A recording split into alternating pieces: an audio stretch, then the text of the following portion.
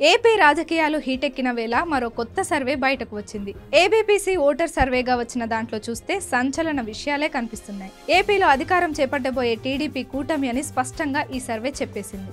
ఏపీలో TDP, Janasena, BJP కూటమికి ఏకంగా 20 ఎంపీ సీట్లు వస్తాయని తెలిపింది. అలాగే వైసీపీకి 5 ఎంపీ సీట్లు మాత్రమే వస్తాయని చెప్పింది. అదేవిధంగా టీడీపీ కూటమికి 47% ఓట్ షేర్ వస్తుందని, వైసీపీకి 40% ఓట్ షేర్ వస్తుందని, ఇతరులకు 11% ఓట్ షేర్ వస్తే కాంగ్రెస్ కి 2% మాత్రమే ఓట్ షేర్ వస్తుందని స్పష్టం చేసింది. టీడీపీ కూటమికి 20 ఎంపీ సీట్లు అంటే దాన్ని అసెంబ్లీకి టర్న్ చేస్తే ఖచ్చితంగా 140 సీట్లతో ఏపీలో కూటమి అధికారం చేపడుతుందని ఈ సర్వే తెలిపింది. అదేవిధంగా వైసీపీకి 5 ఎంపీ సీట్లు అంటే 35 ఎమ్మెల్యే సీట్లు మాత్రమే వస్తాయని చెప్పింది.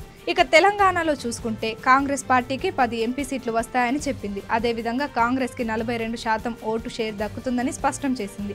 బీజేపీకి 5 ఎంపీ సీట్లు దక్కుతాయని, అలాగే 26% మేర ఓటు షేర్ వస్తుందని వివరించింది. ఇక బీఆర్ఎస్ కి కేవలం 1 ఎంపీ సీటు వస్తుందని, అలాగే 27% ఓటు షేర్ మాత్రమే దక్కుతుందని తెలిపింది.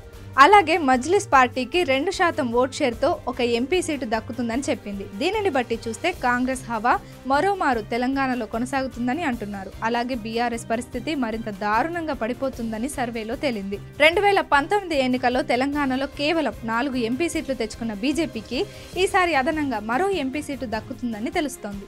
ఇంకా ఎన్నికలకు 26 రోజులే ఉంది. ఇప్పటి పరిస్థితులు, ఎన్నికల టైంకి ప్రజల మైండ్ సెట్ మారే అవకాశం ఉంది.